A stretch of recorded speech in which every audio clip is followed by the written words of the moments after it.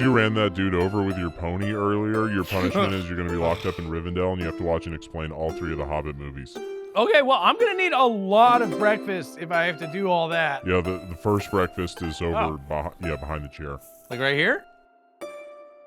Oh my God. Is that Arby's? Why is there a bite taken out of it? Oh, this prison sucks. That is the last time I do wizard math.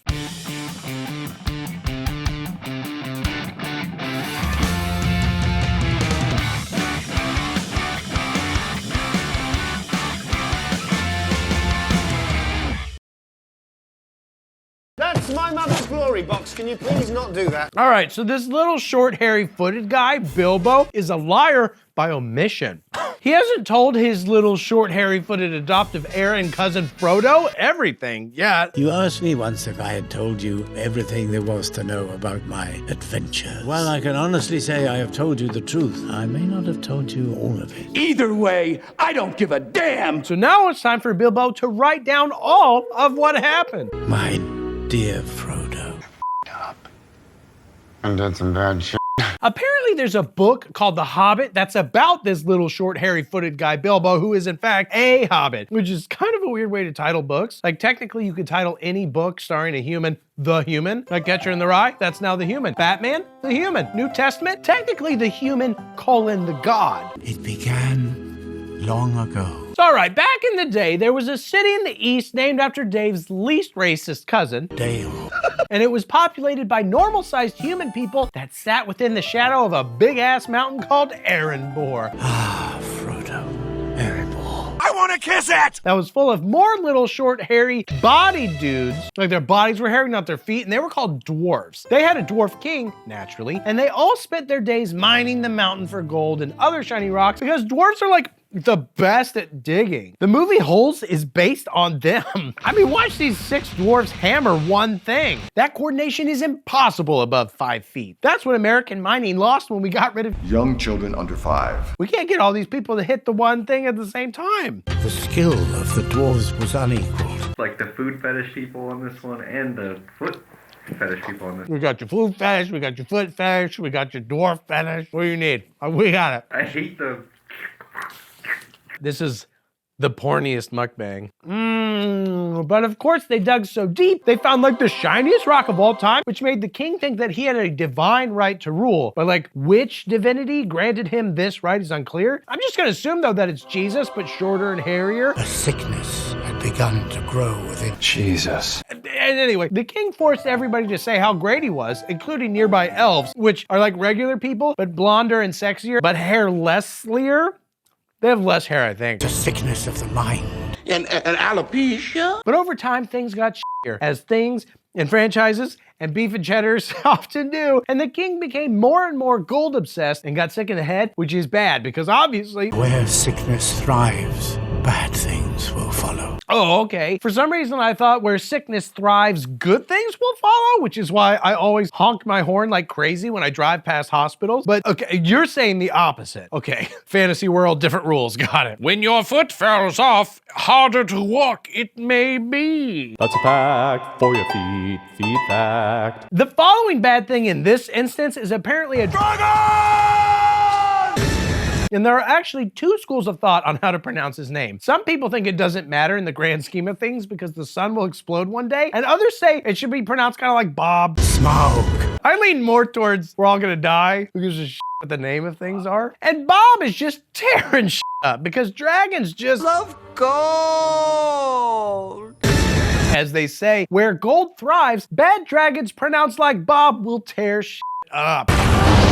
Worst of all, in the chaos, the king dropped his special rock. Oh, and also the city was burned down and the mountain was conquered and a bajillion people of various heights and hairiness, they died. Erebor was lost. Doesn't matter what your height was or how much hair, you're dead.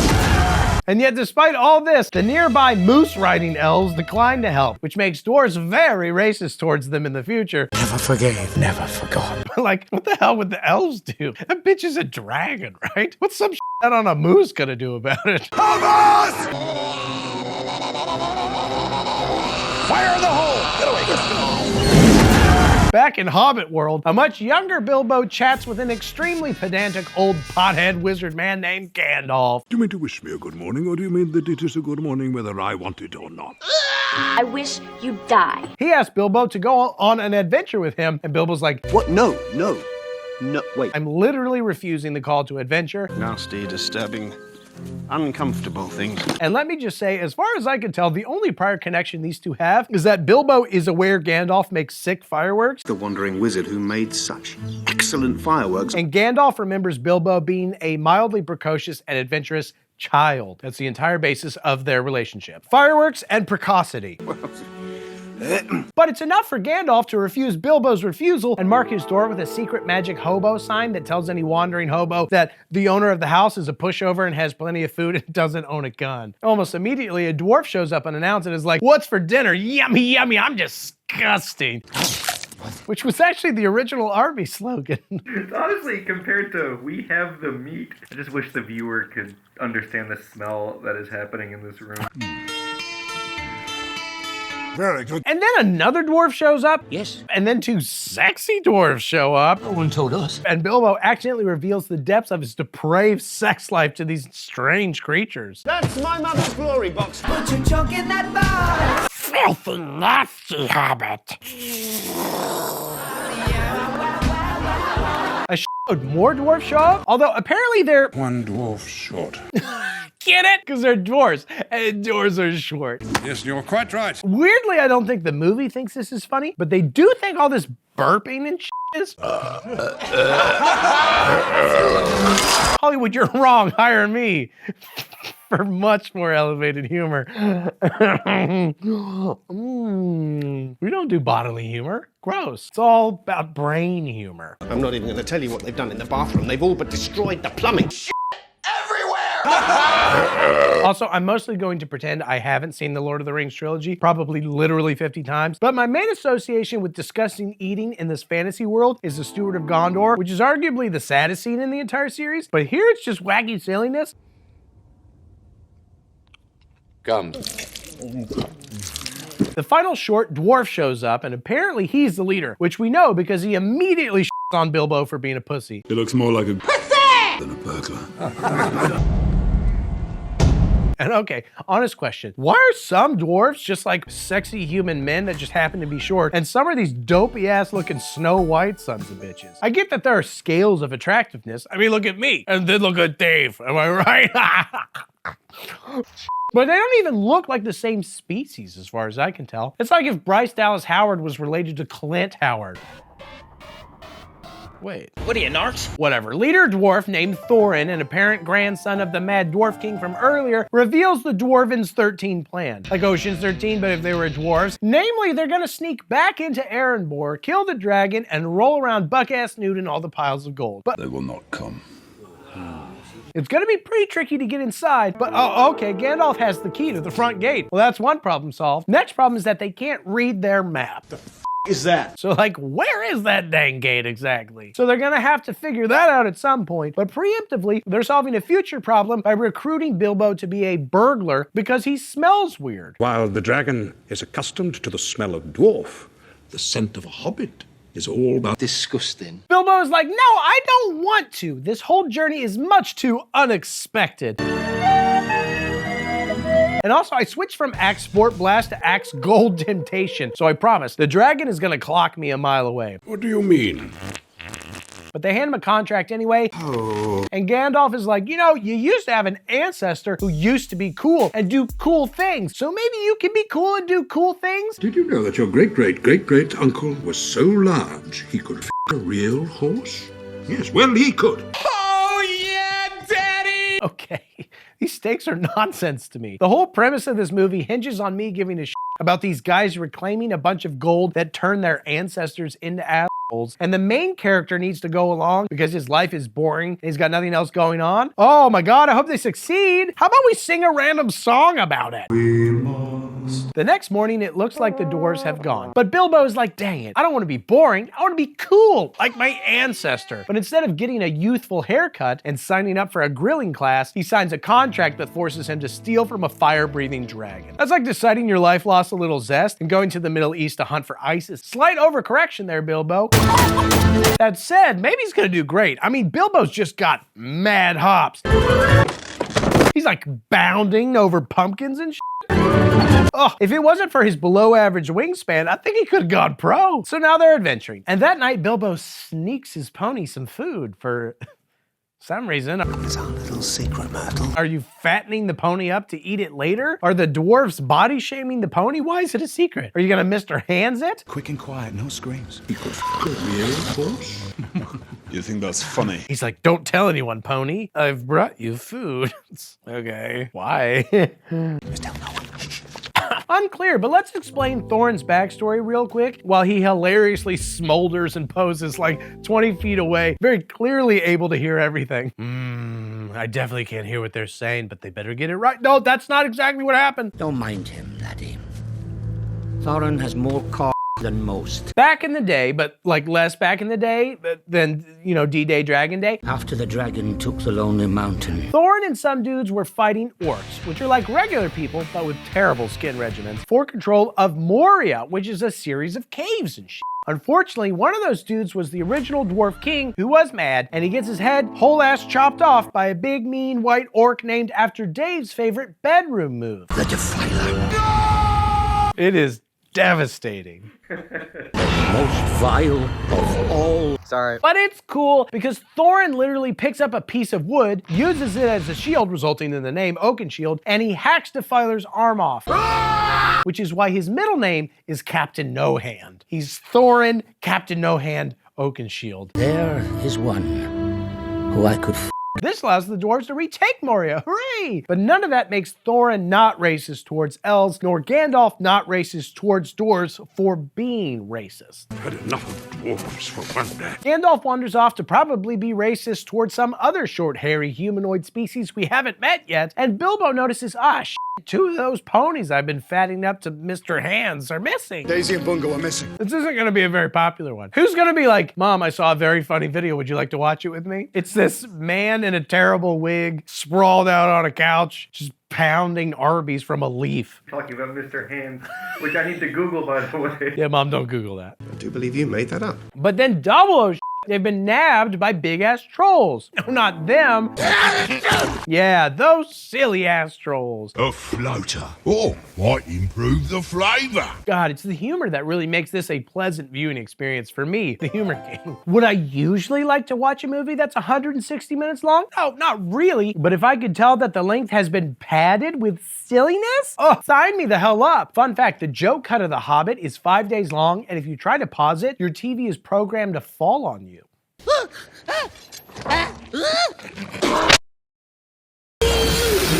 Two of the sexier dwarves that are also brothers, which only adds to their sexiness, send Bilbo to deal with the silly-ass trolls for literally no reason. He, of course, fails and is absolutely plastered in troll cocky. Oh!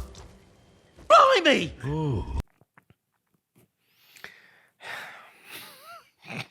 He wouldn't make more than a mouthful. Then all the dwarves show up to help by stabbing the trolls in their actual assholes, which is actually a major part of Dave's The Defiler move, but it's not enough, and they're captured and cooked. But wait, Bilbo, being a genius, buys some time by suggesting that the trolls Skin them first. But seriously, that's literally his only time delay tactic, skinning the dwarves alive. I gotta buy time. What if you gouge out their eyeballs? Shoot, that's actually bad too. Well. At that moment, racist Gandalf shows back up and splits a rock, exposing the trolls to sunlight and turning them to rock, ironically. But I'm sorry, I can't get over what a dick move that was by Bilbo. He could have said dwarves taste better when fed a bunch of delicious and hard to find mushrooms first, or that they need to be carefully shaved, or really anything that's not unbelievably painful and probably lethal. Well. Whatever. They stumble upon a random and very stinky cave with a bunch of random and also probably stinky, since they were in the stinky cave, swords and shit. Stage. It's a troll. Butthole. Watch as Gandalf attempts to blow the spider web off one of them. Oh, almost. But hey, look, Bilbo gets a tiny little sword that lights up blue when orcs or goblins are around, which is a cool mod. Or personally, I go with a rune that does some bleed damage. Or maybe just the BFG. Is that in here? You could not wish for a finer big gun. Side story, there are like 5 wizards in the world, and technically there are angels sent by God to help out the world. So consider this every time the movies show Gandalf smoking Hobbit pot. One of them is named Radagast. He's weird, he loves animals, and he has holy cum plastered to the side of his head because, yeah, angels. He thinks witchcraft is happening in his neck of the woods, and he thinks that's bad. Critters be dying, and he be saving them with weird-ass cum magic, and spiders be attacking, and he be following them to an abandoned fortress while riding a literal rabbit sleigh. Show me. Where he's attacked by a ghost apparently resurrected by a necromancer. Necrophilia is not my thing. Oh, wow. Yeah, then you would hate this guy, Christian the Grey. My tastes are very singular. Anyway, that's Radagast's deal. He just showed up to explain all this to Gandalf, who rewards him with the hit from his meth pipe.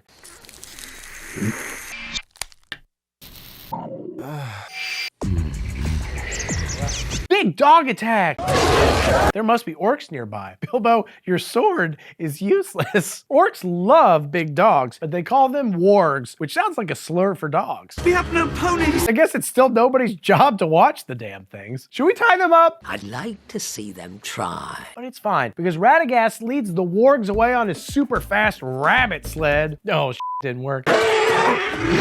Oh wait, never mind. Gandalf found a random cave out in the middle of this field, and even better, a bunch of random elves show up to kill the orcs. Elves. Double fortuitous, what luck! And what do they find at the end of the cave? Why, it's Rivendell, the elf city. Triple luck! In the common tongue, it's known by another name.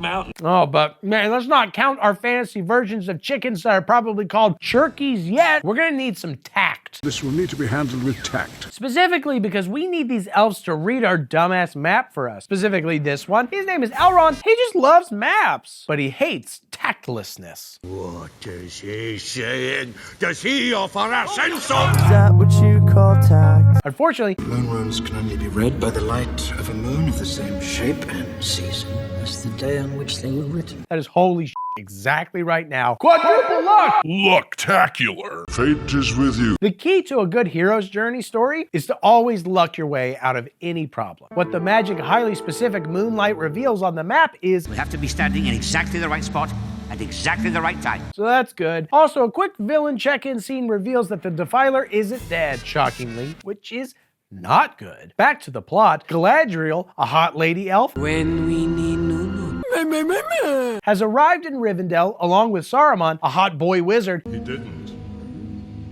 I did. That's exactly what I said. I said that. And they deliberate about whether it's a good idea to go mess with a literal dragon. Gandalf believes the dragon could end up joining the bad guys, but Saruman counters with, What enemy? which, I mean, what else should we call the mega orcs riding their mega wolves all over the plains? They're bad. Gandalf is like, well, if there are no bad guys, then explain this witch king sword I got from Radagast. This suggests that he's been necromanced back to life, which would be bad. Witches aren't supposed to be kings or alive. Saruman counters with, What proof do we have this weapon came from Angmar's grave? I don't know, maybe you got that sword at a garage sale. I don't know your life, dude. I mean, what even is knowledge? Can anyone really know anything? Man, this Hobbit weed is good stuff. Yes. But Galadriel pulls Gandalf aside and is like, yeah, be crazy. you must be careful. And Gandalf's like, definitely, definitely. That's why I brought along Bilbo, who smells weird. And actually, it's good that he's a big pussy because power is bad and kindness is good. Why, Bilbo Baggins? Perhaps it is because I'm Like, Bilbo's not nice? I mean, literally the only things Bilbo have done are 1, be inhospitable and pissy about the dwarves in his house, and 2, recommend to some trolls that they skin all the dwarves alive before eating them. Other than that, he's run away from things and whined a lot. Not sure why we're supposed to believe he's some sweetheart. Well, Hey, while all that was happening, the dwarves and Bilbo snuck out of Rivendell just in case the elves forced them to not go attack a dragon with their weird smells. However, they almost immediately run into a bunch of rock'em rock giants just laying into each other. Rock'em, rock'em. Storm giants! They're not worried about the short guys, but just their wild wrestling is potentially hazardous to the crew's health. They're slugging it out. Oh, my block is knocked off. I mean, not literally, obviously. Somehow, all 15 of the main characters have plot armor, despite it being pretty easy to just pick a couple off here and there to raise the stakes. Although, to counter my own point, sword to my head, I couldn't tell you the single name of a non-king dwarf. I guess I do know a couple. There's Chaz, Blitzen, Dopey, Jeff, Bedroom Eyes. But beyond that, I don't know the other ones. Who's Bedroom Eyes? I mean, they could have the fat one break his neck trying to choke down yet another sausage, but I don't know that it'd wreck me emotionally per se. Is he Bedroom Eyes?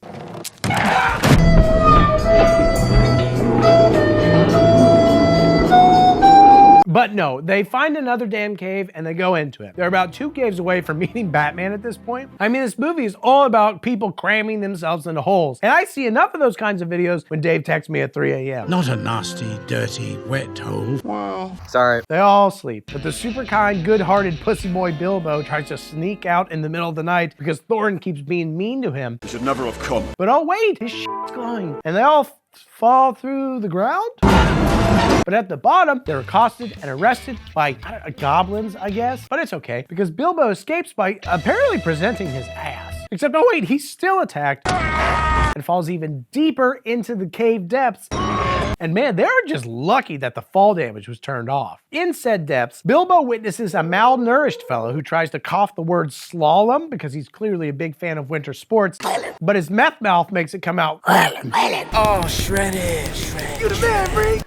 Actually, I just looked it up between takes, and this is the canonical explanation provided by Tolkien. Did you know that? Smeagol is always trying to say slalom because he loves to ski, but he took too much meth, and so it comes out like Gollum. Yeah, it's hard after, you know, you train for the Olympics for so long, you don't make it. Yeah, he got that injury right before he was expected to compete, and he just spiraled. He ended up in his cave. Anyway, he drags away and kills Bilbo's one-time goblin assailant. And in the process, Gollum drops a ring that Bilbo, the kind-hearted man who always does the right thing, instinctively scoops up in pockets. Huh, I guess Gandalf did recruit a thief. Gollum and Bilbo meet for real and agree to a riddle battle. There's a lot to play.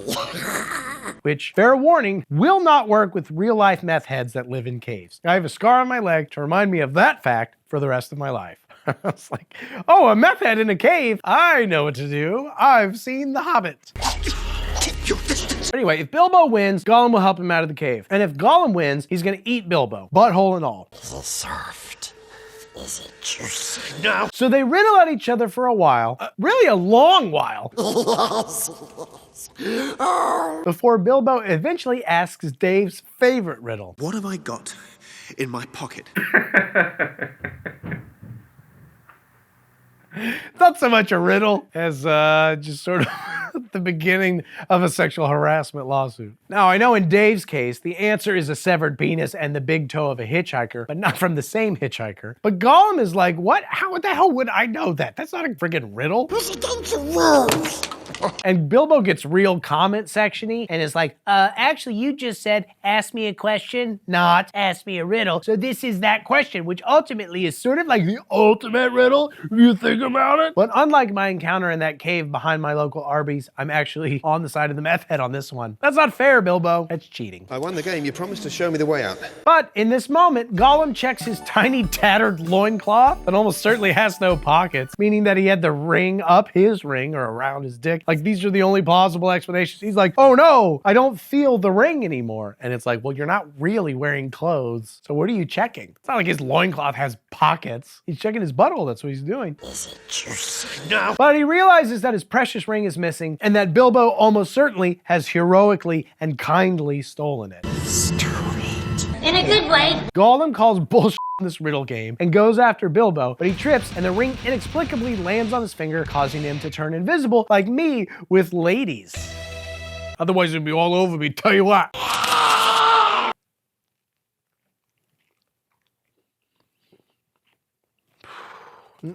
Your greasy cloak. You're gonna turn it inside out to hide from orcs, but they're gonna see grease stains. This gives him an opportunity to escape. I mean, he still has no idea where the hell he's going. That was like the entire point of the riddling after all, but I'm sure he'll be fine. How big could this cave be? Hey, back to the dwarves for a second. They're brought before King Goblin, who presides over an entire damn cave metropolis. He was apparently chosen as king because of the massive ball sack swinging from his neck. One sack to rule them all. The Dark Lord Sauron forged in secret a master sweaty ball sack. He reveals that the Defiler is actually still alive and defiling as hard as ever, contrary to what Thorns assumed. So you think he's defiling David, huh? And that's crazy, because that's exactly what I say whenever I meet up with anybody from high school who assumes that David died. I'm like, no, the Defiler is alive and well. Oh my, you would not believe how much he has defiled and continues to defile. Well, well, well. Look who it is. He's alive. Anyway, the king's gonna turn them in for some sort of reward, but like, what's the economy looking like here? Do orc dollars work in Goblin Cave Town? You can't bring Chuck E. Cheese tickets to Dave and Buster's. This is just a rogue mercenary, dude. I doubt the Defiler has a lot of barter-ready carrots or other goods on hand. Maybe he offers his services in trade? Like you get him his sworn enemy and he defiles 5 people of your choice? I don't know. How does this work? I'm done. I ate it for real. Not a single bite did I not eat. That's for you guys. I bet you wish I hadn't done that for you guys, but I did it anyway. dribbly bit. Well, I regret everything. But whatever, we don't get to see any of that anyway, because Gandalf just shows up. I guess he caught up. And he nukes the goblins with magic, and the dwarves fight their captors. And let me tell you, there are many wacky goblin deaths here.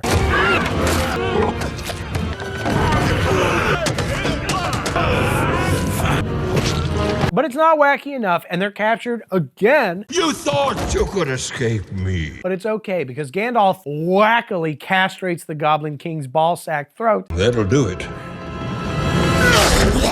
Oh. Here we go. And then the bridge they're on becomes a cave toboggan of sorts, and there's still no fall damage, so there's no problem. There's this funny thing about this movie where I'm sitting there watching it, and I'm like, oh shit.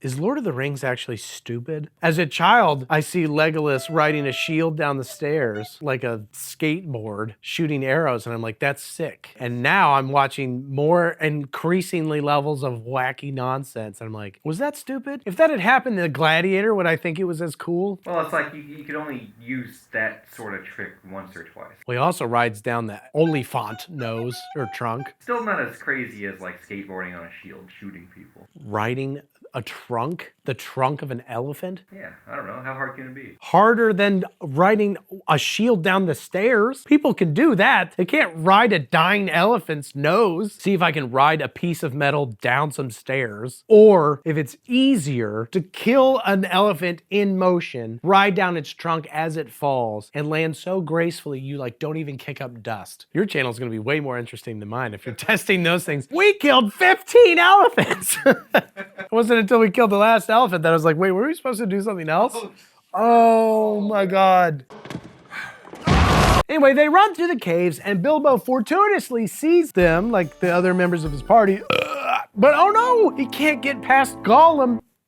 Just sitting there. I mean, sure, he's invisible. And if he yelled out to his dwarf friends, they'd outnumber this poor, naked, mentally disturbed, bald, meth-head child who hasn't eaten in 15 years, 15-1. But also, he's unarmed. So, like, what if he scratched Bilbo? Could get infected. There's really no play here. Well, I guess you could stab him to death since Bilbo's invisible. And as we've established, he's a bit of a dick. But no, that'd be mean. And his heart, oh, it is pure. So instead, he very kindly kicks Gollum in the goddamn head and heroically runs away. If hobbits have a heaven, Bilbo is getting the deluxe suite when he gets there. He's gonna get the room with the 72 virgins that have the hairiest possible feet. Full of worms and oozy smells. Anyway, Bilbo makes it to the dwarves just in time to hear Thorin on him once again. He's thought of nothing but his soft bed and his warm hearth since first he stepped out of his butthole.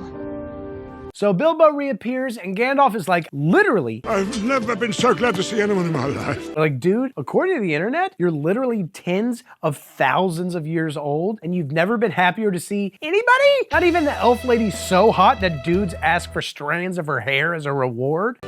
So far, Bilbo continues to be absolutely useless and also not particularly kind or much of a good hang even. He was just lost like a drunk baby in those caves and he wasn't even trying to save anybody. He was actually trying to run away after robbing a homeless dude. Oh, what does it matter? Now, Bilbo does say, hey, I'm gonna help you dwarf guys. You don't have one. A home. And I couldn't imagine what would happen if I lost my household and no longer had access to my mother's glory box. See, that's where I belong. And Thorin is like, mad respect. And that is a bit kind, but still, it's just like a single drunk baby step. Oh my God, wargs! Run! Quick, climb into trees. Oh, and also whisper to a butterfly, Gandalf. A real horse? Oh God! They're knocking down the trees? Quick, turn pine cones into incendiary grenades.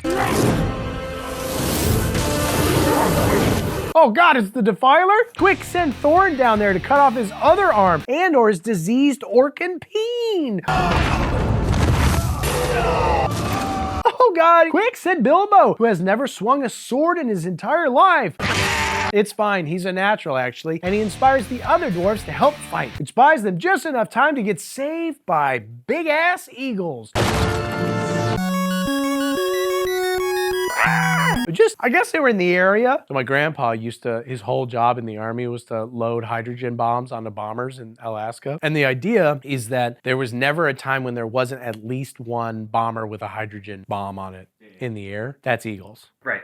They have hydrogen bombs. I cannot believe that we have not put bombs on eagles. Can you imagine a more American thing? Sign up for my Patreon so I can get a hydrogen bomb. And put it on an eagle.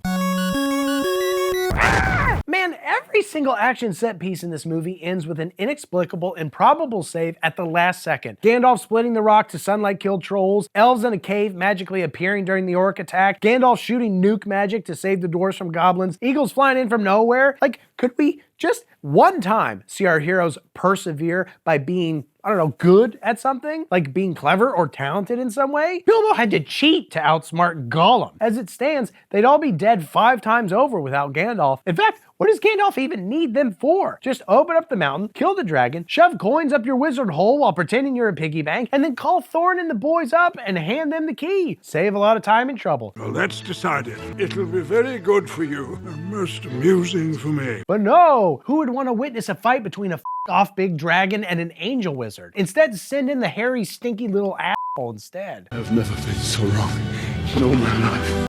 But anyway, the eagles drop the boys off within sight of the mountain, but they're still like 50 miles from the mountain. And they're on top of this big ass rock that's probably 3,000 feet in the air. It's like, I'm sorry, were the eagles doing surge pricing? They're like, if you want to go any further, you got to feed us, I don't know, what do eagles eat? Carrots? I've never been so wrong in all my life. The next movie is just going to be about them climbing down this precarious ass rock face. But also, Thorin is chill with Bilbo now that Bilbo saved his life, I guess. I mean, technically all Bilbo did was buy a little bit more time for the inevitable magical miracle that's always around the corner at any given second. As long as they can hold on for an extra 30 seconds, they can basically count on some version of short, hairy Jesus flying in and dispatching all their foes. Whatever. Here's a horrific Ted Lasso finale looking shot and a little stinger clip of Scrooge McDragon rolling around nude on piles of gold. Normally I sleep naked, but naked.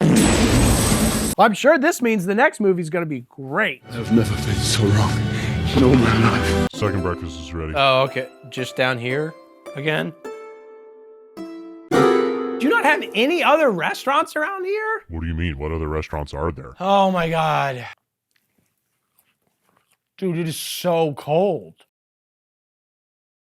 Why are there dwarves climbing out of our toilet? So here's a wet village called Bree, like the cheese or the Larson. Thorin heads into what I have to assume is the village's local gay bar, the Prancing Pony. It sure ain't a sports bar.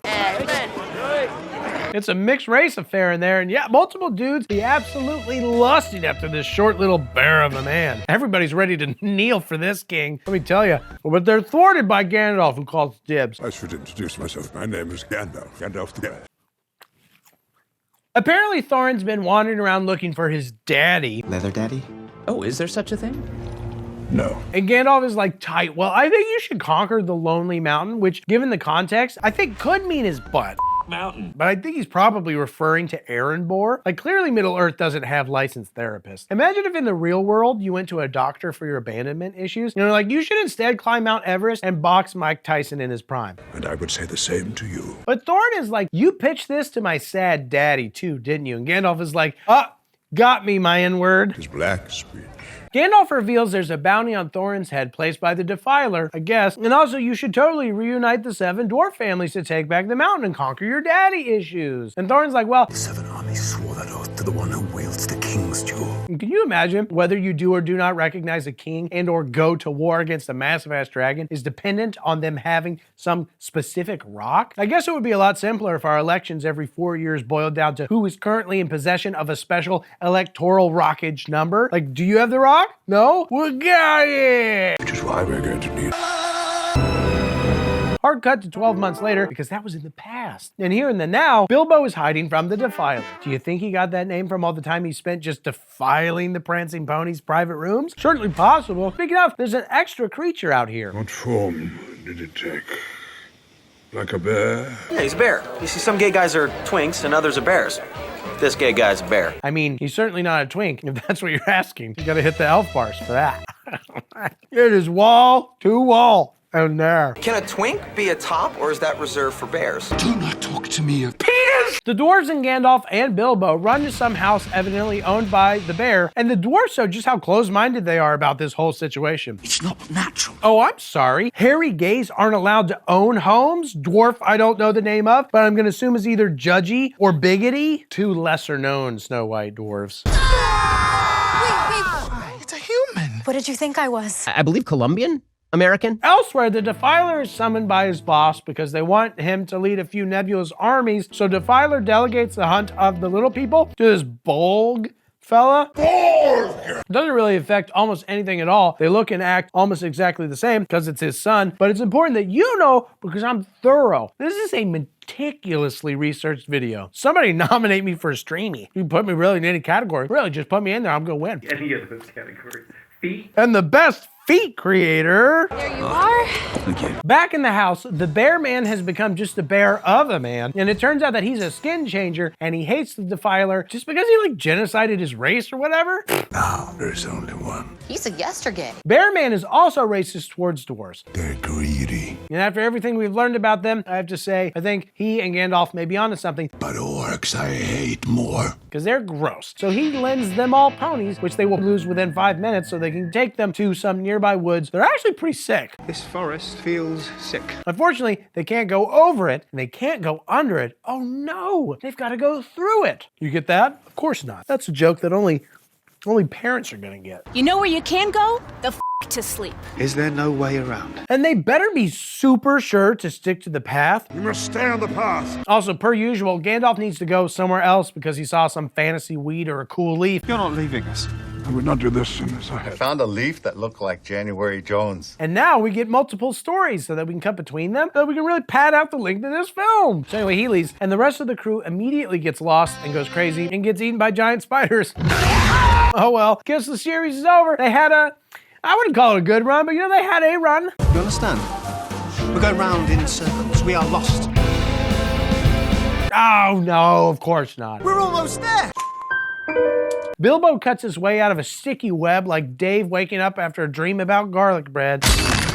And he stabs one of the big spiders before going invisible via the ring, which has the surprising fringe benefit of allowing him to understand spider speech, which mostly reveals that they're quite hungry.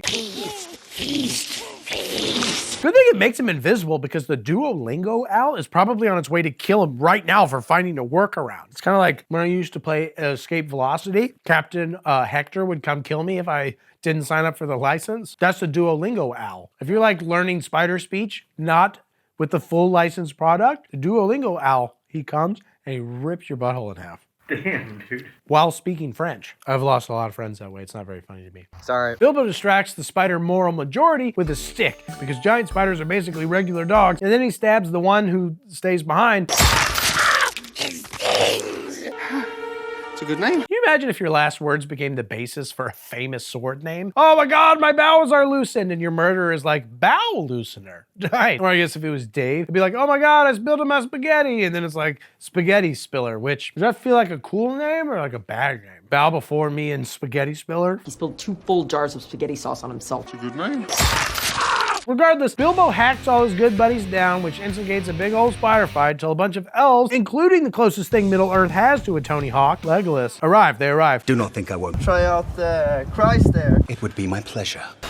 And they kill all the 8-legged freaks, as well as capture the dwarves, including this one, which, hey, is Gimli's dad from that other much better movie. Cool. That's my wee lad, Gimli. Bilbo is not captured, presumably because he again presented his hobbit hole. That's private. And he sneaks into the elven base with his invisibility ring. And let me just say, these guys are living in the coolest tree fort ever. The one I built in my backyard as a kid probably wasn't even half as nice as this. Mostly because mine didn't have any gorgeous elf babes in it that I could mildly sexually harass. Aren't you going to search me? I could have anything down my trousers. 2 penises! Well, no, 3D ones. There were drawings. I finished the prize. Nominate me for Streamy for feet. Thanks, I guess. This elf babe is like, I don't get why that guy stares at me. And like, yeah, me either. It's a mystery. Why would he look at you? And why would he be salivating right now? And then she's like, he's pretty tall for a dwarf, like an honest 5 feet, not a tender 5 feet. But Jealous Gillis here is like, yeah, but he's ugly. That's clearly not true. He's a sexy dwarf. But what is clearly true is that his penis is probably a chode. I could have anything down my trousers. 5 inches! Most dwarf body parts seem thicker and shorter than they would be on a human. According to the Silmarillion, dwarf penises are officially known as tuna can dicks because of the shape and the smell. I haven't read the Silmarillion in a while, but I remember being kind of surprised at that part. People love this book, but I don't know. Not all these facts seem necessary. So you invented a whole language. Yeah, it's tuna can dick, but it's in Elvish. Speak tuna can dick in Elvish. Do not talk to me, a dwarf-sized But anyway, is that what you want, elf babe? No, of course not. You want a penis that's long and slender and pointy, like the shaft of an elvish arrow. Oh wait, I get why she's looking at dwarfs. But okay, the elf king is like, I actually get what you short guys are trying to do, and I'm down to help, Thorin. I am listening. I will let you go. In exchange for some cool stones in that mountain of yours. And Thorin is like, actually, my racism is too ingrained. You suck!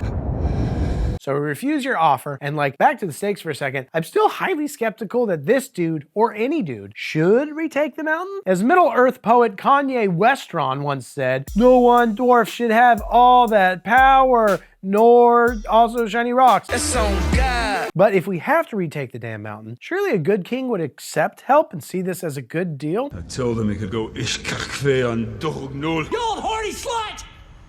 Well, no one's gonna top that. Oh, well, he doesn't have to, actually, because Bilbo steals the keys and frees all the dwarves and hucks them in barrels and rolls them into the river. It's honestly hilarious that Bilbo does become a great burglar purely because he accidentally stumbled upon a one-of-a-kind invisibility ring. What did I tell you? Excellent burglar material. Like, nobody's amazed at Harry Potter's stealth skills just because he found a cloak that makes it easier to sneak into the girls' locker room. We're amazed by Sam Fisher's ability to do the splits 300 feet in the air. Splinter Cell probably wouldn't be remembered as fondly if Sam Fisher had the ability to be 100% invisible at all times. But whatever, they're barreling down the rapids. And the gate to leave the tree fort is closed last second. But also at the last second, orcs attack. And the sexy dwarf that flirts with sexy elves manages to get the gate open, though he is shot in the leg in the process with an arrow later revealed to be poisonous. Which feels like cheating, minus 10 points to the orc team, and I know I said some of these dwarves should die, but that's just lazy. What follows is an extended wacky barrel action scene, with orcs attacking while elves provide cover fire. Apparently barrels in Middle-earth are just as dangerous as in Super Smash Bros. Our heroes get away, and the elves capture an orc to waterboard. They don't learn much from him, but, I mean... But the elves still enter Tree Fort Lockdown, which is also what we used to say every time a girl tried to play with us. Tree Fort Lockdown! There's a girl outside! No one enters this kingdom, and no one leaves it. And it does seem something similar is going on here because Elf Babe has already run off into the forest in pursuit of Poison Sexy Dwarf with Legolas in hot-ass pursuit. Oh my goodness. Our heroes come up to an archer boy who has a boat that they want to use to get across a lake to a town called Lake town. You're from Lake Town. That is so creative. Once there, they can resupply before heading to the mountain to reclaim their destiny. I can't remember if I've mentioned this before, but the way inside the mountain is really only visible on a certain day that is coming up here in a couple days. So time is of the essence. And the archer boy, named for his D&D class, Bard, his name's Bard. agrees to smuggle them into town in exchange for all the money these dudes still have, I guess, and he achieves the smuggling by putting them back into barrels covered in fish. The reason they need to be smuggled, by the way, is because the master of the town seems to mostly suck in like a kids movie dictator kind of way. Jobs, shelter, food. We have losers. We have losers. And maybe he hates dwarves, but to be fair, I don't mind telling you, I've turned into a full-blown dwarf racist by watching these movies. Dave, he says that he's never felt closer to me, and this is the guy who sometimes sleeps in my bed when there's thunder outside. He's already pretty close. The dictator also hates Bard because he's a real bard of the people. Ever the people's champion, eh, Bard? This is brewing up to be an extremely fun side plot 5 hours into a 9-hour film series that so far only ever mentions a dragon. What, did the mechanical dragon prop malfunction? It's actually way scarier if it's basically never seen or encountered directly until the end of the film. I'm just kidding. Nothing in the series is real besides my disinterest and the more than 24 real animals who were killed on set. Half the horses in the series are CG, and yet 3 horses died, along with 6 goats, 6 sheep, a dozen chickens, and all the goodwill towards this franchise. And not even during a cool fight scene. It was all autoerotic asphyxiation deaths. It's the only possible explanation. Get me a The dwarves are successfully smuggled into the city the same way I smuggle Taco Bell into the local water treatment plant via toilet. And additionally, I think this is actually how Snow White's affair was caught by Prince Charming. Why are there dwarves climbing out of our toilet? They're for sex. They may not be the best fit, but they'll keep you warm. I'm sorry you had to find out this way. It's not what it looks like. The covered dwarves are now in Bard's house, and there's some dispute about whether anybody ever shot the dragon during that initial attack, like 80 years ago, because the only way to pierce a dragon's armor is with some very specific arrows, of which there aren't many. And some are like, no, Bard here's ancestor totally shot the dragon. And some are like, nuh-uh, he totally missed. But does it matter? The dragon lived. Who cares if he lost a few health points? He loosened his scale under the left wing. I don't know. But Bard then realizes what the dwarves are here to do. Sex.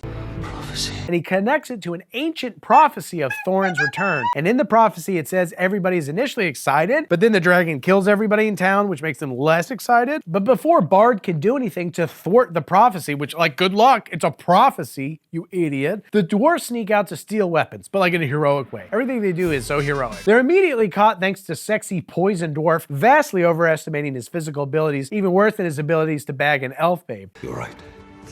I can manage. He didn't. I'll bury my wife for the first several weeks after surgery of him. Is he also recovering from cytoreduction and hypec surgery and on a significant lifting restriction?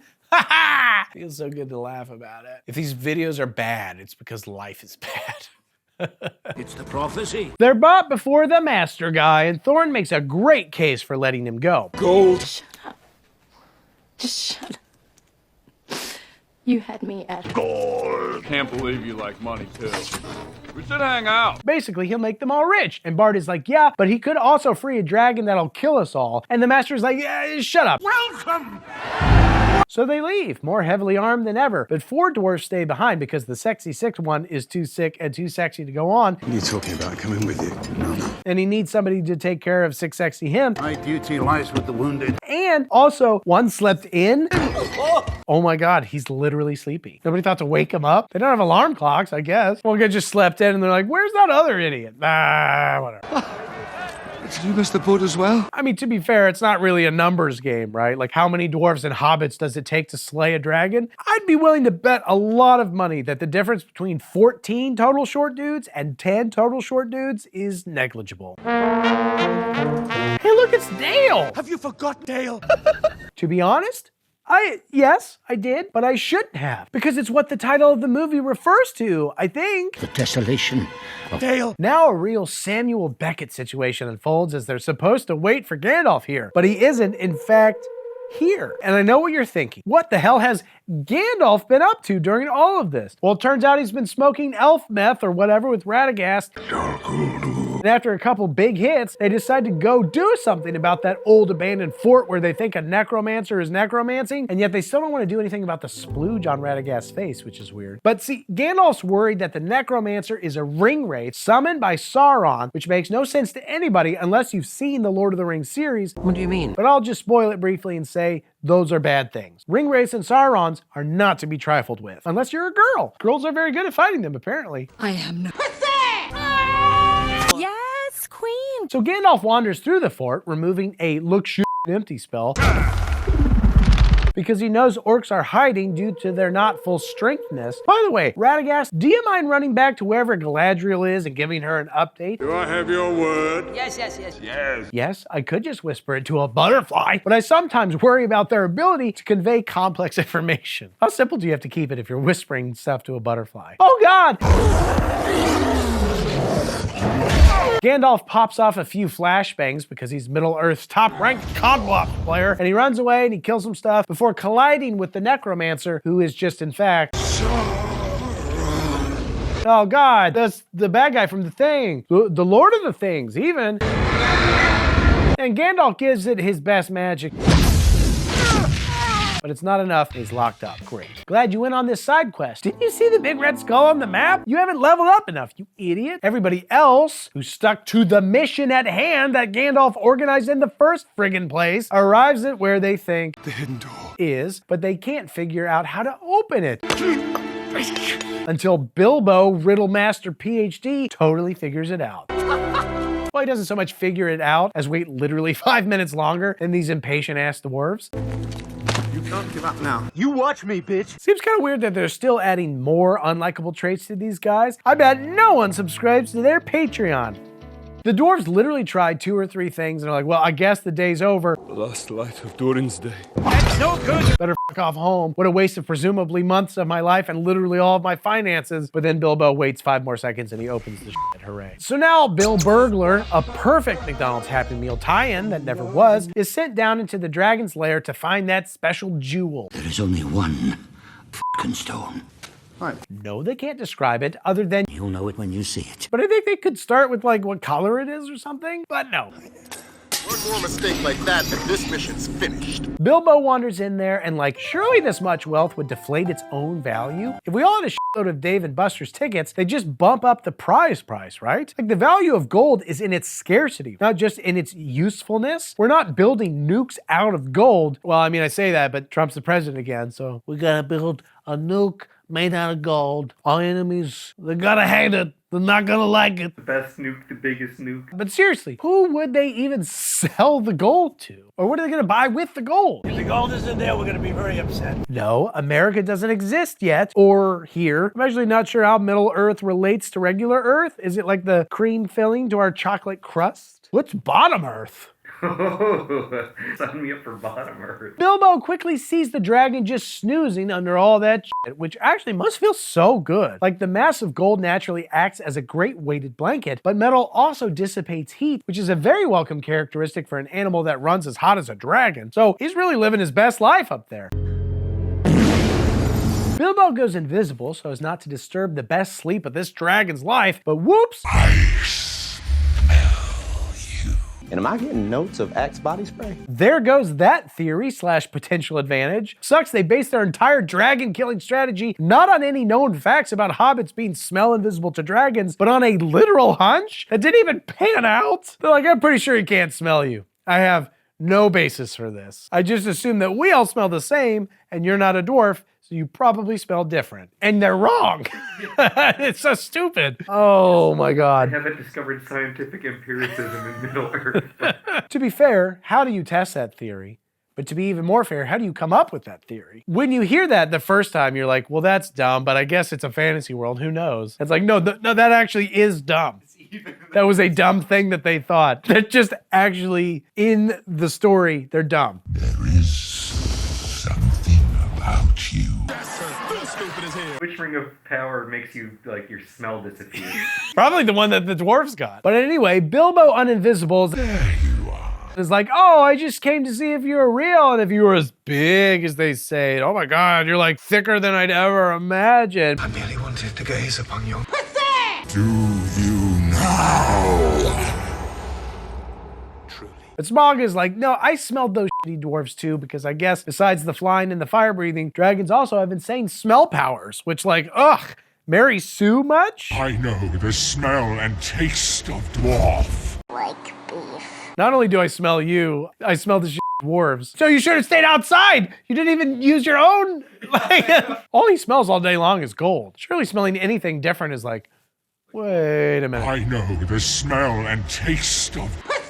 Bilbo sees the MacGuffin he needs and spends the next 12 hours sort of trying to grab it while chatting with SMAUG and trying not to get crushed under all that ass, eaten, or burned to death. And question, where was SMAUG pooping this whole time?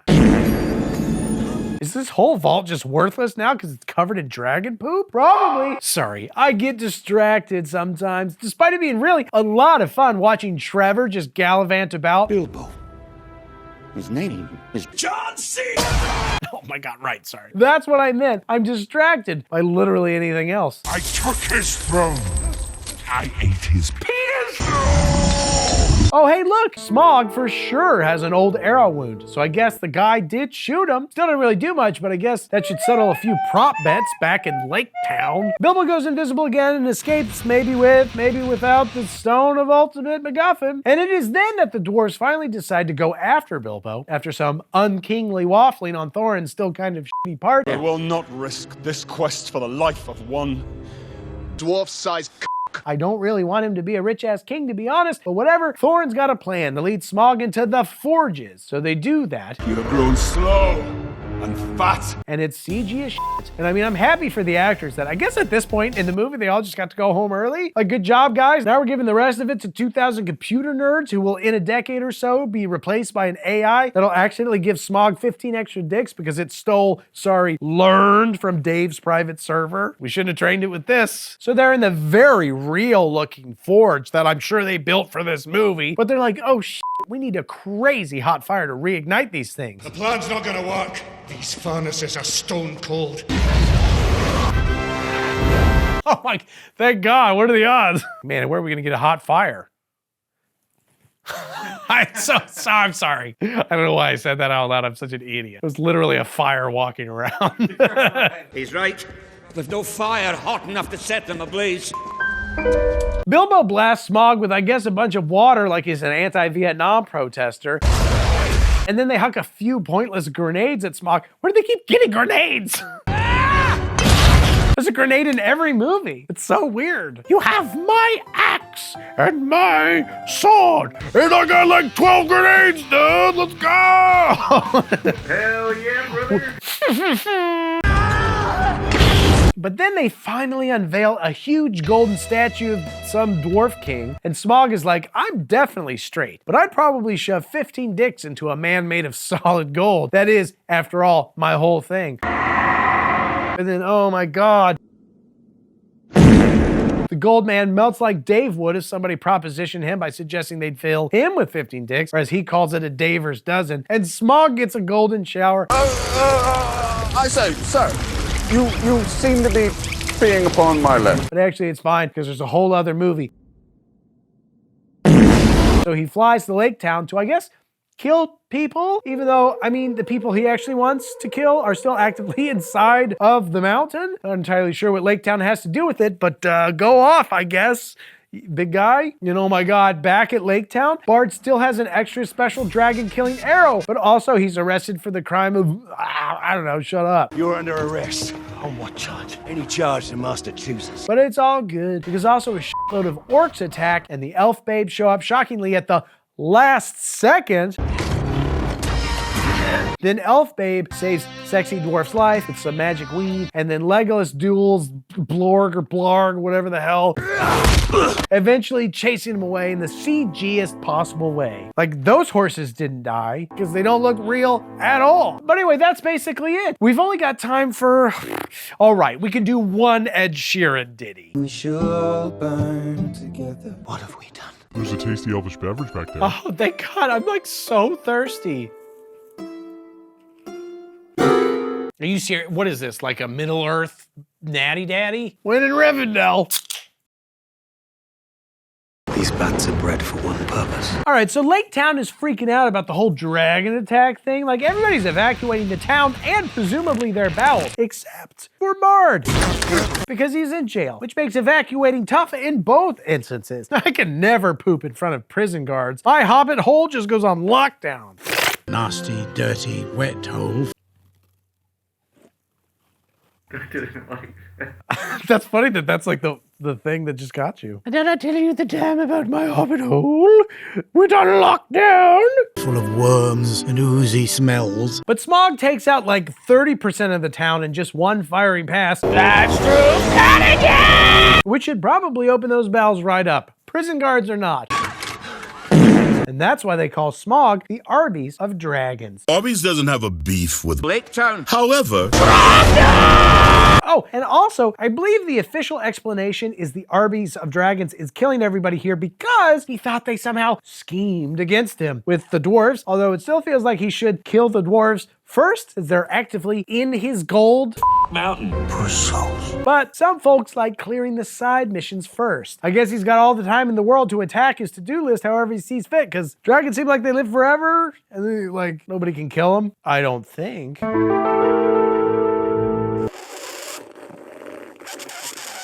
And the trogdor comes in the The Bard eventually breaks free by sort of wackily wrapping a rope around the Master's escaping neck, which causes a wall and logic to collapse because physics become nonsense in a world with dragons and sexy elves seriously considering tuna can dicks. We have no time.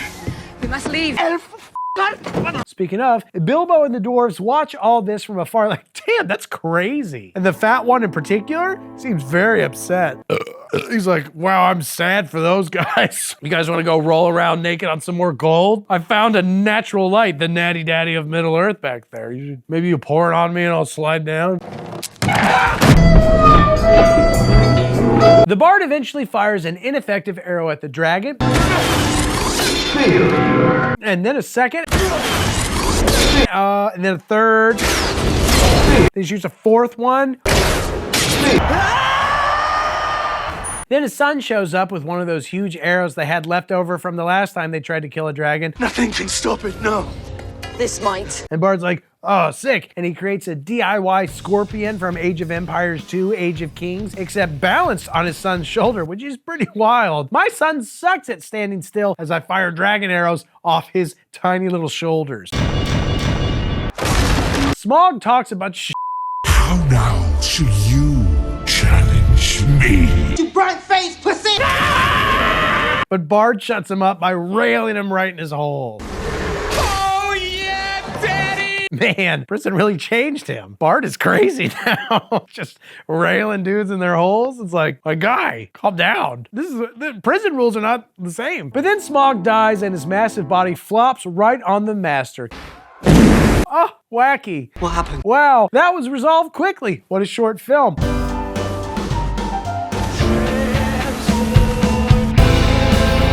Well, be sure to check back next month. Oh, wait, Dave's holding up a sign that says, I just ate a rat? Yeah, I know, we had Arby's for lunch. That was the whole joke of the video. I'm not sure what that, oh, there's a second sign that says, oh, there's a lot more movie.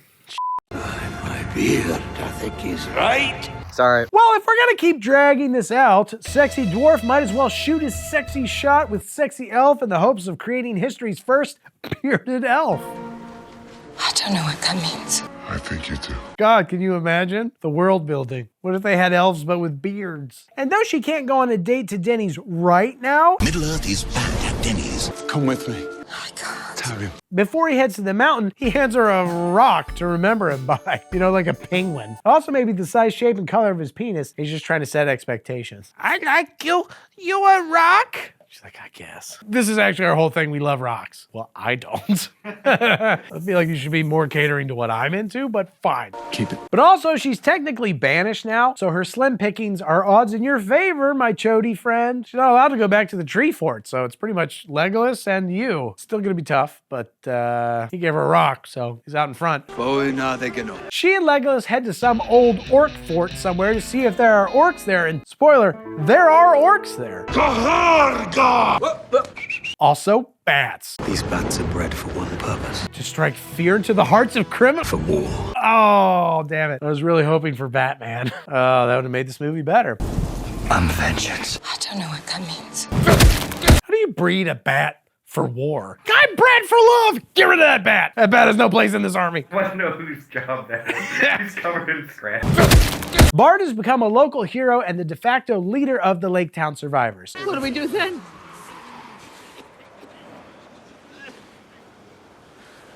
I have said it many times. He leads them to the ruins of Dale because that's probably safer than the ruins of Lake Town, I guess. Like, also a destroyed town. Because it's not on water, so that's nice. Meanwhile, Bilbo grows worried of Thorin's increasingly erratic behavior.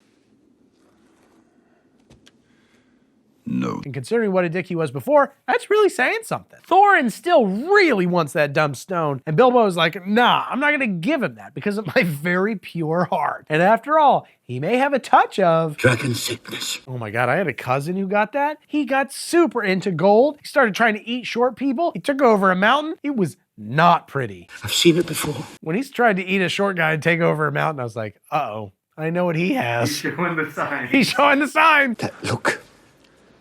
The terrible penis! Anyway, Thorin closes the mountain gate, despite the fact that he'd literally just promised Lake Town people some of the gold. I guess because even fictional billionaires hate the working class. Although again, they make a point that there's gold enough in that mountain for all. Except for you. But again, if everybody has gold, then it's not very valuable, is it? And when everyone's super, no one will be. Inflation should exist in fantasy worlds. Oh, also shotguns? This movie would be way better with shotguns. It'd be sick. Speaking kind of, and more meaner while Defiler-led orcs secretly march on the mountain via underground tunnels, which, isn't that like a dwarf thing? Personally, if I were Thorin or his band, I'd sue for copyright infringement. They're like, we use tunnels, you use big racist dogs, okay? The elves have moose, I guess. You can't mix and match. Well, filibuster. oh, come on. Also, there's like no way anybody could feed this many dudes. I don't see any supply trains, and they're crawling underground, so it's not like they can pillage towns as they go. It looks like nothing's on the menu, boys. And I know this is a petty nitpick, but one of my favorite things about fantasy or science fiction is learning about the political/logistical elements of the world other than in the Star Wars prequel trilogy. I didn't want to learn that. That was stupid. They're like, we only got one Gungan who can be a senator. Jar Jar, Misa wanna pass a law. Oh my God, this guy again. Misa propose. To die. Anyway, meanest while, despite Gandalf's rage, he's still shitting himself in a cage. But it's cool because Galadriel saves him. And even though ring wraiths show up, Elrond and Saruman also show up and they all fight. And it's like, oh, nice, cool. Look at them fight. Nice. Radagast also makes a brief appearance to Uber Gandalf out of there while a tuckered out Galadriel sort of nukes the ring wraiths. And maybe Sauron hard enough that they won't be able to return until the events of the widely acclaimed Lord of the Rings movie trilogy. Elrond is like, shouldn't we do what the Confederate army failed to do after the first Battle of Bull Run and chase them and finish them off? But Saruman is like, no, I think we should do what Generals Beauregard and Johnston did and not push our advantage. Leave it to me instead. Hopefully I won't just join them in the intervening 77 or so years. Leave Sauron to me. Okay, so now things are really falling into place for like, I don't know, like a 5-army battle, give or take. The Wood Elves show up in Dale and are like, hey, you guys want to go kill the shit out of those shitty dwarves over there in the mountain? And Bart is like, whoa, hold on, let me chat with Thorin through a glory hole to see if he'll change his mind about being a piece of crap. I thought I'd find you here at the old glory hole. I'm listening. Unfortunately, Thorin not only withholds the gold he promised, he also doesn't offer his mouth as a consolation prize. More like a glory a-hole. I ask that you honor your pledge. Okay, I will. So everybody everywhere all at once gears up for battle. The dwarves even hand Bilbo a sexy mesh shirt that apparently No blade can pierce. but it looks extremely susceptible to like blunt force trauma. This is a small chode of a dude. Getting whacked by a stiff pillow will instantly kill him, sexy shirt or not. You get hit by a car, it's like, well, it didn't go into his heart. It's like, well, it went through his body, so I don't see. All of his organs are crushed. Bilbo seems to understand his predicament because he slips out in the night and into Dale right as Gandalf also shows up. Baggins. He hands over the special stone and is like, you guys should just barter with Thorin using this. And they're like, tight, makes sense. And hey, again, how are they feeding all these freaking elves right now? With the build your own Hobbit slam. I mean, even just feeding that big ass moose would take like a Honda Civic full of lembas bread or an entire field of strawberries. Do moose eat strawberries? They do now. This is a fantasy world. No rules. Okay, some rules. There's go rules. I do not understand. Why? Gold! In the morning, they head to the gate and are like, hey, Thorin, look, we got your stupid stone. I'm gonna lick it. Thorin's like, damn it, how did you get that? This must be a ruse. This better not be a ruse. This is a ruse. But Bilbo, who was snuck back into the mountain, presumably by squirming down that slippery glory hole, how did he get in? He's like, no, it's legit, I gave it to them. And Thorin is like, oh, I can't believe you've done this. Throw him from the rampart! I hate you now. Oh, from hating to sort of tolerating to hating again? That's a character arc. Or a character up and back. A Hobbit's Tale. There and back again. Thorin's character arc. Then Gandalf shows up to talk even more shit, which unsurprisingly does not make Thorin more agreeable. Paging Dr. Faggot. You're not making a very splendid figure. Dr. Faggot. Never again will I have dealings with wizards. But it does give Bilbo time to escape again. Probably should have just never gone back. But I guess he thought that Thorin would be nice, even though he almost literally never has been. Now, those keeping score at home are probably skeptical that these 13 dwarfs could hold off the combined armies of 1,000 well-trained immortal elf soldiers and also like 50 starving, dying fishermen. No. But Thorin's got an ace up his sleeve. That is to say, a short dude riding a pig. Good morning. The short dude is Thorin's cousin, drawn to the mountain in the wake of their SMAUG victory that technically the dwarves had nothing to do with. It was 100% Bard and his son's highly stable load-bearing shoulder after all. But whatever. They're here to kill whatever. They're not worried about who. They're riding pigs. They're out, they're just gonna make a day of it. But thankfully, right at that moment, Shai-Hulud pops out of a nearby mountain, and the orc army appears to make it so we don't have to weep openly as all the good guys bash in each other's skulls and shit down each other's necks. Come on! That would have been way too much of a moral gray area. We're not really into that level of complexity here, so the dwarves charge them, and the elves help. And it's interesting, but honestly, I'd rather watch this entire battle from an Age of Empires 2 Age of Kings perspective. I'm way less interested in watching this asshole weakly headbutt 1,000 orcs to death.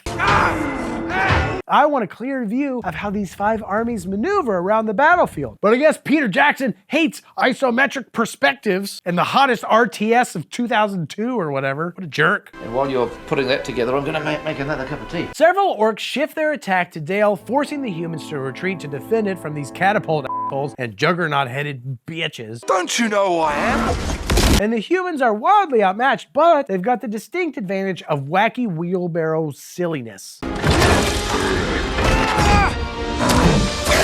So, this is exactly what Tolkien, a veteran of the Battle of the Somme, one of the bloodiest conflicts of World War I, totally wanted his readers to take away from this story. That war is just a bunch of wacky, zany fun. He nailed it. He's like, I remember a lot of things about war, and mostly it's how silly it was. Especially World War I. Yeah, that was the silliest one, where they all just like died of trench foot. Elves also make it into the city, but oh god, the moose is down. Oh my god, and now so is the pig. Oh my god. Oh, both of the big wacky oversized critters are down.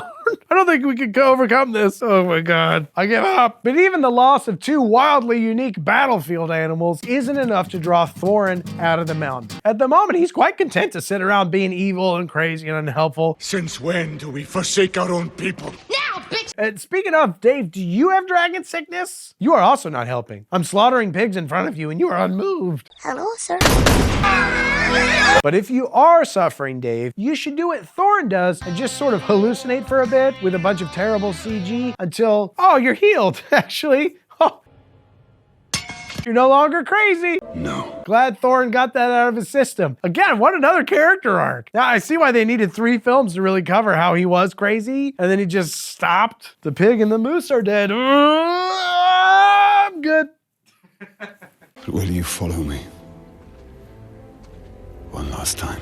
Now, bitch! Anyway, Thorin and crew break down their defensive rock pile and turn the tide of the battle because they've infused, like 13 short dudes in there. Again, this is actually how the Battle of the Somme was won. The Allies would have definitely lost, except then 13 diminutive Scotsmen, I assume that's who the dwarves are based on, they joined the fight at the last second. And they were drunk, they're throwing rocks. Anyway, it's hard to believe that these 13 dudes are going to be the straw that breaks the orc bat's back, but apparently Thorin gives allies a strength buff. Rally into the king. And more importantly, he and a few others grab big-ass random sheep that I guess were just nearby, and they storm the nearby hill or whatever, where the Defiler somehow directs the battle. And I'm sure it's beneficial to kill their leader. We're going to take out their leader. But I feel like realistically, orcs mostly rely on being crazy and having way more dudes. And where they just keep on killing everything? As far as I can tell, they way outnumbered the good guys. So I'm just doubtful that this would make the difference, even if it succeeded. It's like, yeah, you can destroy the creepy doll that tells Dave to go out and kill each night, but it won't stop Dave. It'll just make his attacks more random. I'm gonna kill that piece of filth. Sorry. Then again, the numbers don't really matter at all. These 5 dudes run into literally 100 goblins, and they're like, ugh, okay, well, 3 of us will go kill these 100 goblins. Goblin mercenaries. No more than 100. We'll take care of them. While you 2 sexy dwarf twins can go ahead and scout while we clean up the trash. But what they don't know is that there is a whole other orc army coming. The one with the bats, but no men. No Batman, just bats. So Bilbo heads off to warn Thorin so he can, I guess, run away heroically. This is why I need an Age of Empires 2 Age of Kings view of the battlefield. Like, what's going on? Who's winning and where? I hate focusing on individuals that I can barely remember the names of. I want scope, baby. Unless one of them is Furious the Monkey Boy, I don't care. No! Regardless, the Defiler was ready for Thorin, probably saw his damn massive sheep coming from literally miles away, and he captures and kills Sexy Dwarf's less sexy twin, which is like devastating. Oh no, he died! It's like, oh no! Is it Keely? Chili? What was his name? But anybody, it was him! I can't believe he died, Dave. The one. Bedroom eyes, maybe. I'm torn up. I'm torn up from the floor up. Don't be ridiculous. Thorin is equally torn up from the floor up. So he and the Defiler just go at it. As the other army arrives with just like so many bred for war bats. Speaking of, Legolas rides one of those bred for war bats to the top of some tower, even though there's no way he could have predicted that that's where it would take him. Does he speak bat? Where are the other trucks going? They have similar ears, I guess, but I don't think that necessarily means they understand each other. He migrates home 100 miles away. Wait, let me go! I'm bred for peace! Oh my God, the one bat! They've actually only trained me to migrate. I'm like a homing bat. I'm actually more of a messenger bat. I don't know, but things are really falling apart, is my point. Despite Bilbo's incredible throwing arm. How much you want to make a bet I can throw? Sexy Dwarf is killed defending Sexy Elf or Dwarf or whatever, so... She's forced to wrestle the orc prince. Watch out, watch out, watch out! Until Legolas shows up and also fights the thing. Because I guess it's important we know that Elf Babe can't protect herself. Hey, remember what I said about fantasy physics? Sick. But okay, yeah, they kill Beer. And somehow, during all the scrumming, Thorin got a hold of Legolas' super cool sword, so now he can fight Defiler even harder. Although Defiler was struggling pretty bad on his own, because Thorin's strike zone is like tiny. Miss! Eventually, Defiler just sort of drowns, except, no, he doesn't. So he and Thorin stab each other to their mutual deaths. And all seems lost. But then, like Saquon Barkley after another pointless season with the Giants, The Eagles are coming. I like to make very timely football jokes when discussing The Hobbit. Yeah, I mean... Oh my God, that's right! Everybody's favorite, why don't they just fix everything instead of only performing certain tasks at certain times? Characters show up and I guess they kill the entire second orc army and drive them back into their mountain holes. Legolas leaves to go find a dude Known in the wild as Strider. His true name. Miss John C. Mostly because he's a good dude. Elf Babe cries over dead sexy dwarf. Why does it hurt so much? Because you're a girl and will therefore never be seen nor heard from ever again. Why isn't she in the next movie? Legolas is. And he's Hottogo. No. I don't know, but don't worry, your next little man crush goes way better. The surviving dwarves take over the mountain and promise to be nice, and Bilbo returns to his quiet life, significantly richer and sporting way more invisibility rings. Of course, he's been gone so long, and I guess he doesn't have access to butterfly mail. Bilbo finds everybody selling all his poofs. So, did you see the new poof? Put that poof down. His name's Gary, and we don't need any more lawsuits, okay? But he proves that he's Bilbo, and we flip back to the present day that begins the first Lord of the Rings movie before we're treated to some sumptuous hand-drawn credits to remind us of all those guys. Like that guy? Oh, you can't forget Soren or Groin or, whatever. Oh, God, I love that guy too. No, thank you. Okay, you're free to go. Then why did you give me 2 more? Road food, baby. Okay. Well, thanks then, I guess. All right, see you around. Stay out of trouble. So, okay, if you're going to eat a human, do you eat the butthole? Well, I would go for the best cuts. Which is probably where, Dave? Like the legs. Higher. The butt cheeks. Glow warmer.